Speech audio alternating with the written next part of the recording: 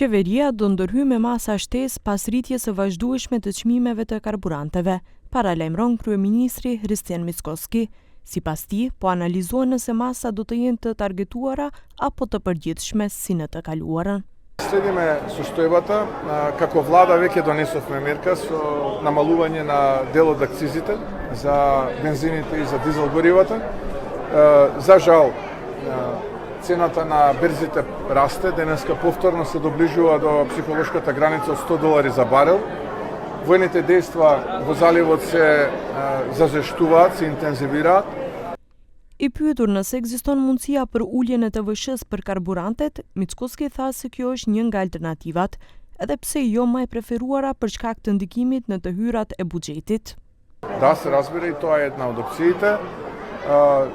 Тоа е можеби најмалку посекувана опција од аспект на тоа дека сите денеска зборуваат за расходите од буџетот, а никој не зборува за приходите.